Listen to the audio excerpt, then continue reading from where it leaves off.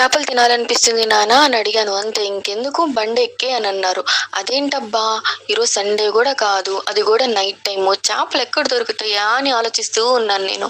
కానీ మా నాన్న ఏ మాత్రం ఆలోచించకుండా మచిలీ మామ అనే షాప్ కొత్తగా పెట్టారు అని అక్కడికి తీసుకెళ్ళిపోయారు. అక్కడ చూస్తే చూడ్డానికే షాప్ చాలా బాగుంది. అక్కడ బోట్ కూడా పెట్టారనమాట. సో చెట్లు మొత్తం చాలా నీట్గా ఉంది. ప్లస్ మనం ఏ ఫిష్ కావాలంటే ఆ ఫిష్ మనకి ఇస్తారనమాట. మనం చక్కగా ఏ ఫిష్ కావాలో అక్కడ సెలెక్ట్ చేసుకోవచ్చు. సో తూకం పెట్టేసి కేజీ లెక్క మనీ తీసుకుంటారు. వాళ్ళే కట్ చేసి ఇస్తారనమాట. ఎంత బాగా కట్ చేస్తారో. అదే మనం ఇంటికి తీసుకెళ్ళి కట్ చేయాలంటే అది ఒక పెద్ద రిస్క్. అది కట్ చేపించి తీసుకెళ్తే ఈజీగా మనం ఇంట్లో కూర వండేసుకోవచ్చు. పెద్ద రిస్క్ అనిపిదు అలా చేస్తే మాత్రం. కానీ అక్కడ ఓన్లీ చేపల అమ్ముతారా అని కనుక్కుంటే కాదంట, రొయ్యలు కూడా అమ్ముతారంట.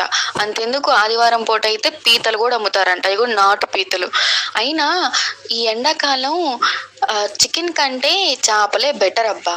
ఎందుకంటే ఎండాకాలం చికెన్, మటన్ ఇలాంటివి తింటే వేడి పెరిగిద్ది.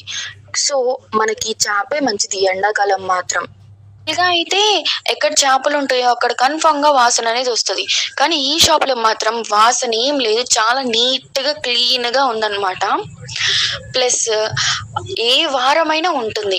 మెయిన్గా ఆదివారం అయితే అక్కడ జనాలు ఉంటూనే ఉంటారు, అస్సలు ఖాళీ ఉండదన్నమాట. సెలెక్ట్ చేసుకున్న చేపలు కట్ చేసేసి చక్కగా కడిగేసి కవర్లో పెట్టేసి ఇచ్చేసారు. ఇక్కడ పీతలు కూడా చూపిస్తున్నారు చూడండి.